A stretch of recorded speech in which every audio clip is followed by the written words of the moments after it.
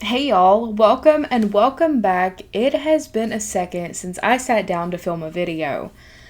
There's been a lot going on, a lot of mental health stuff, a lot of just overall being busy stuff, and I thought the best thing to do would be to take a week completely off because I was really hurting myself just mentally trying to keep pushing and going and pumping out all of this content and doing all of that. So, yeah, we're not going to do that anymore. I'm throwing around the idea of not posting 2 days a week. I don't know what those 2 days would be, but it would be across all platforms. But for now, we're going to keep posting every day. Just throwing around the idea just for me mentally, just trying to see what I can handle because I'm working on other projects as well. And I don't know. I don't know if I had like a burnout or I don't know what happened to me. But anyways, I am back here today and I am so excited to read the scary stories that you guys have sent in to me. So if you're new here, hi, I'm Morgan and I do all things spooky here, but a big thing that I do is read scary stories that you guys have sent in to me. People send me the scariest stories that I have ever read or heard of in my entire life, and I read them, and I get scared too. And you get scared with me. So anyways, with all of that being said, please check out the description below because you will find out where and how to send in your stories, and you will also find other social media links and podcast links. We did take a month break on the podcast. We're planning to start back this month, so hopefully we're able to. The summer is just a really busy time. We work horror conventions, and we have a project that I cannot talk anything about that we're doing this summer. And it's going to be a blast, but it's going to be busy. So hang on with us. We're trying our best here. But anyways, with all that being said, let's get into these stories. I'll probably end up blowing up your email, not literally. And I apologize. I type these as they come to me and I frequently watch your videos on YouTube. I am now, hence sending this one. I just listened to the sender's story where they and a few relatives of theirs did a rain chant, and I actually have a similar story. A few, in fact. I was raised similarly to the sender of that story. If it hadn't been a different setting as said in theirs, I'd have thought you took my own story and put it up, honestly.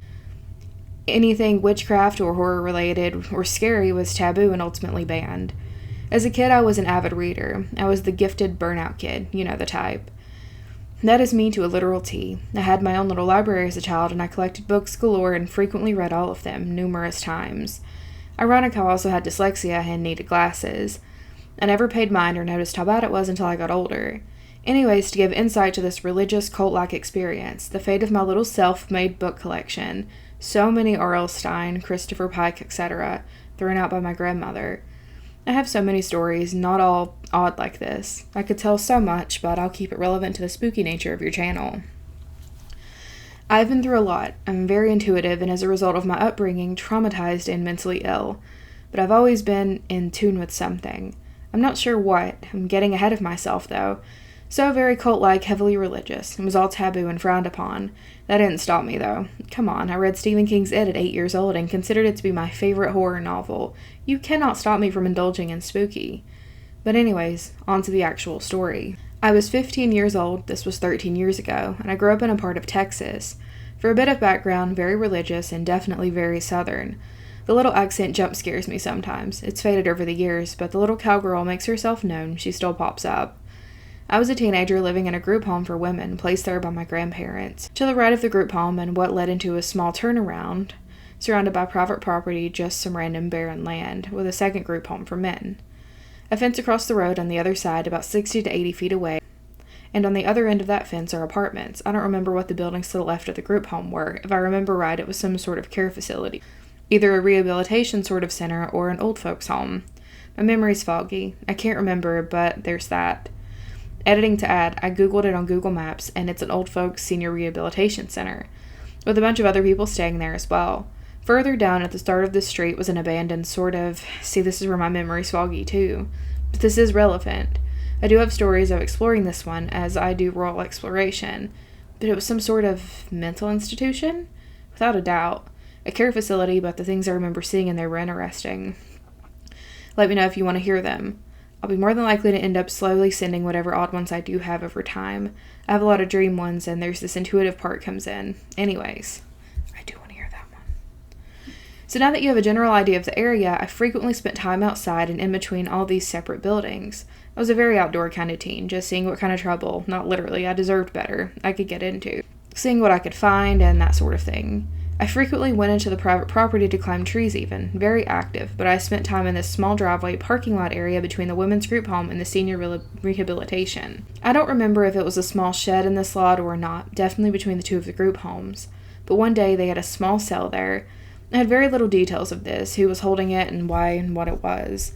I was given a little money to spend at the yard sale, got some pretty cool stuff. A Dallas Cowboys blanket, a little bell of spells and jinxes to cast, normal teen stuff, you know. I was all into that, very young. I'm sure it doesn't surprise you that I grew up and I transitioned from Christianity to being Wicca. But I found this book of spells, fun and lighthearted ones. Even as a teen, and luckily I also did not have the ingredients for, I avoided the love and romantic relationship spells.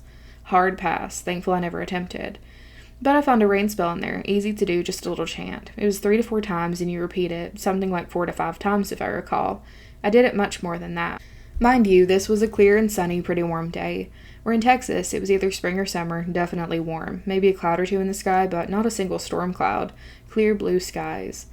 I, thinking it's all fun and games, sitting at the curb with my cool little book, decided to try the rain chant. It had a few hand movements to do as well, such as raise your hand and your hands towards the sky when you're beside the line of the chant. Or after this certain line, a small little instrument, or how to do it. I do it. I don't remember how many times, I just know it was more than 4 to 5. I chant for at least 6 minutes straight, and nothing. Still clear skies. I already figured it was for fun, so the disappointment wasn't too bad. I wish I was able to keep it. Of course, it was read after I shared the story with the nurses there. They told my grandparents it was discarded and never seen again. Very sad about that. I wish I could find the spell chants again. Anyways, I go inside for a little bit, and I don't remember how long time had passed, but I do remember not long after, it did rain. It started off light, and then it became heavy. I looked outside, and the whole sky was dark. No sign of blue or sun, just dark gray storm clouds, pouring rain and wind blowing. This is not Texas weather. After how clear it was moments ago, the sky was even brown, the further you looked out from the dirt flying around the storm. I'm pretty sure the sun, too. I don't know. It was the dark but scarily pretty orangish-brown color, and the sky was covered in dark clouds. It lasted for a bit, and it poured for maybe 10 or 15 minutes, then it just stopped. It didn't take long for the sky to clear up again. I have not experienced many paranormal things, but I've been very in tune with other things and intuitive since a young age. I'll share all of my dreams that I do remember with you. I always say I have sort of a sixth sense. I used to joke that I was psychic, till I predicted my grandparents dying moments before I got the calls of their passing. But I'll wait until I hear from you to unload those ones. Love your videos and everything you do. You help a lot, as well as all of your other senders. I feel less crazy. I already feel crazy with the mental health aspects of things. So as crazy and bizarre as all of this is, you all help me. It's validating and comforting. I adore you and what you do, and thank you for this. One more side note. I moved around a lot. Some of these stories might take place in a different state. I used to live in Order, West Virginia for a bit, dead center in the mountains and trees with some friends. No stories about that, but I can say I have been in and lived in the Appalachian Mountains for a bit. I only just thought to Google where I was, or was part of. I wasn't as knowledgeable or interested in the mountains until this point of my life, but I knew of the things in them. I just didn't piece those two together. Sadly, no stories from my time in West Virginia, although looking back, I was definitely not following any of the rules. I wasn't deliberately breaking them, but many things I did there were not smart. I'm surprised nothing attached itself to me or followed me home. Honestly, it was the most beautiful place, though. I miss it. West Virginia. I am so excited to visit West Virginia this summer. Okay. Lots to unpack here. I have heard so many stories about rain chants, and it's got me wanting to try it myself. I didn't even know those were that common. That's so interesting, and it is very similar to the other story that I read. But yes, please send in your stories. I am also very shocked that nothing happened to you in the Appalachian Mountains. It literally just sometimes it doesn't. And I think that's why a lot of people are skeptical, because some people just don't experience anything. Like, there are YouTubers that will go out into these mountains and break every rule and have no experience. It's so selective, and I don't know. Anyways, let's get on to this next story. Hi, my mom emailed you from my account a little while ago with one of her stories, and I have another one, but this time it's my aunt's. Personally, I don't have many paranormal experiences apart from hearing my voice being called when no one was there once or twice. or seeing things in the corner of my eye. But last week I was at my aunt's on my dad's side and told her about your channel. She mentioned a ghost that she was apparently friends with years ago and told me and gave me permission to share it with you in your YouTube. This is probably pretty long. When she told me this, I did not believe it whatsoever because it's honestly giving Wattpad or Silver Springs. But when she told me she was so sincere and emotional, and I knew she couldn't have made it up. She also hasn't told anyone else in our family about Jim, apart from my grandma who didn't believe her. So my dad and his family grew up in a small town in South Carolina. I don't know where exactly, but when she was 12, they moved to Georgia. There was my grandma and grandpa who have since passed, my aunt and my dad. It started in 1989. My aunt was finally getting her own room, and in about a week she'd unpacked all of her stuff. She put posters all over her wall and set up her vinyls. She was really into the 60s and was obsessed with the Doors, having the biggest crush on Jim Morrison. One night it was just her and a babysitter at home. Grandma and Grandpa had gone out and my dad was at his friend's house. The babysitter was this little old lady who lived down the street, and she'd already fallen asleep on the couch. My aunt told me that she was annoyed at having a babysitter because she was 12. She could stay home alone. So she stayed up in her room listening to her Doors vinyls. She heard a soft voice coming from under her bed. She doesn't remember what it said, but she froze. Then a boy climbed out of it. He looked to be the same age as her, but his clothes were faded and outdated, and he looked very pale, almost transparent. She didn't scream. She just stood there as this boy looked around her bedroom. She doesn't remember much of their first conversation, but she wasn't afraid of him. He was kind, telling her that she had good taste in music. She asked him why he was under her bed, and he said that he'd been too scared to come out because he didn't want to terrify her. Over a while, she grew close to this ghostly boy and learned more about him. He didn't remember his name, so she gave him one, Jim, after Jim Morrison. And he used to live in the house, but one night in a drunken rage, his father had taken his life. My aunt told me that Jim wouldn't tell her anything about his father or the way he passed, but he passed in 1969, and apparently he liked the same music as her back when he was alive. She didn't tell anyone about Jim, having quite shushed conversations that would end the second anyone knocked.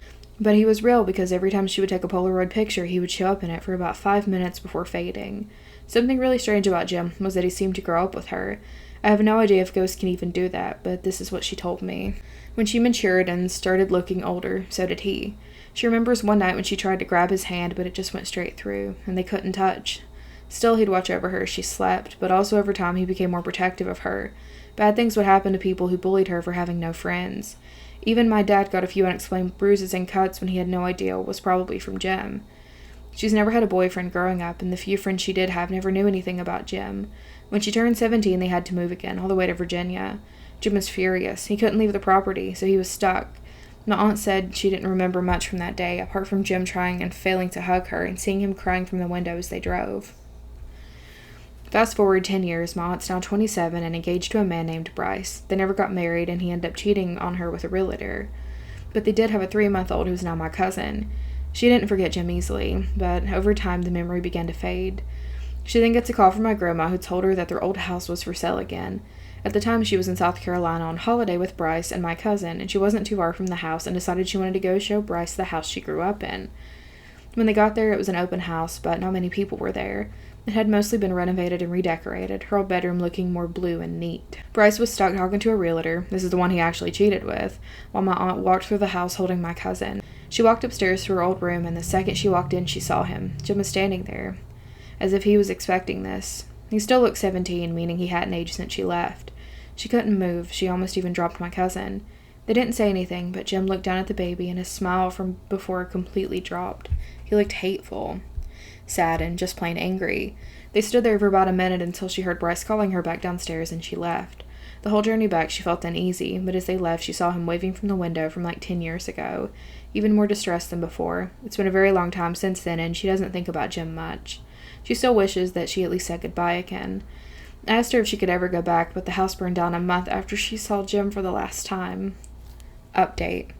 So while my aunt had mostly vinyls, when the CD craze began, she got a few in a player around 1992, which would have been the time she was still talking to Jim. I also like CDs, so today she let me go through her old ones and pick out some ones I liked. I did get some good stuff, but like older 60 bands, and also some 90s stuff like Hole and L7. There were a couple of CDs that she had burnt herself, some are random mixes, but one mix was for Jim, with a heart drawn on it. I didn't tell her about that though, but I played it, and it's mostly the Doors and Elvis stuff. Oh, what was Jim? Because, like, he was growing with her. What? Next story. Hi Morgan, I'm a big fan of your content and love paranormal stuff. I was wondering if you could tell me how to lock my screen, etc., and how to do protections on myself because I watch so much stuff. Tell Eric Hay, scratch the kitty's ears, and I hope all is well. P.S. the doll thing. Nope, not me. I got halfway through it and I was hella anxious. I absolutely fear dolls from a childhood thing. I'll email that story sometime. I don't like talking about it. It still makes me physically sick when I think about it. Okay. I will link, because maybe other people need a refresher on that, so I'm going to leave that in, even though it wasn't really a story. I'm going to link the cleansing your house thing and the, not protections, the locking your screen thing. I should do a video on, like, basic protections. Like, little jar protections or something, shouldn't I? I should do that. I will do that, yes. The doll thing, dude, I have some updates. I had a really, well, I didn't even have, like, okay, yeah, I will film an update video eventually. I genuinely don't want to talk about it right now, but yes, the dolls. Ugh. Alright, next story. I love watching your YouTube story videos, so I decided to send one of my own. If you read this, then you can call me Bailey.